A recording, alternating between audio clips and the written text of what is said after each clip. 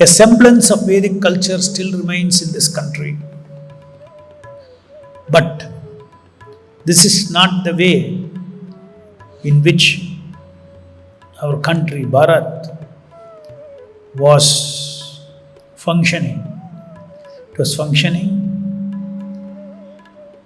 and prospering very nicely, no shortage of anything. Everything was provided in plenty. And then all this, because of this foreign invasion, vested interest, because India was a very rich country. Very rich country. When Britishers came in, they never came to rule. They came, East India Company, they came to trade. They came for wealth. And then the best way finally to get all the wealth is to rule. And that is how India got subjugated. There is a letter that was written by Lord Macaulay, who was one of the chiefs of the British in India. He introduced the Western education system in India. So that letter is even now in the archives, British archives. In that letter, he writes to the king, "You cannot find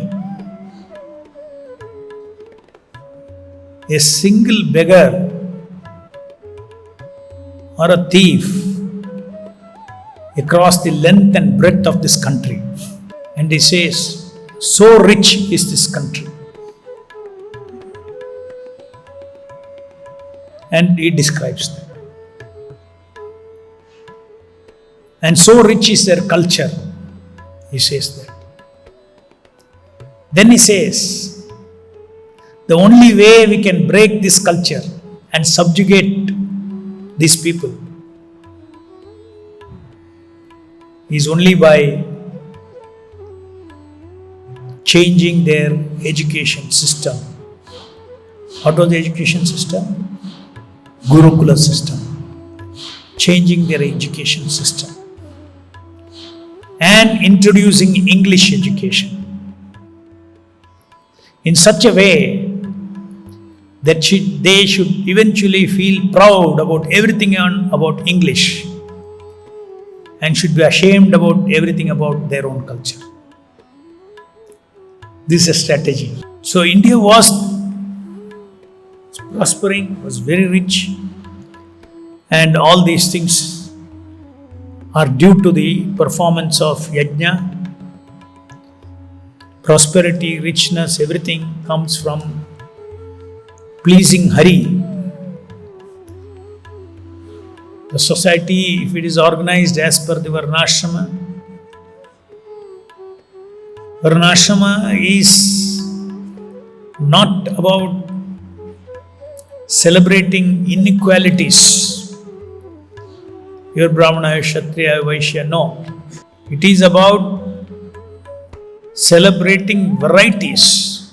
Some have intellectual acumen more, some have administrative acumen more, some have business acumen more. So we celebrate the varieties and dovetail them for organic growth of the entire society. Also, in the background, acceptance and recognition of oneness of everybody as spirit souls.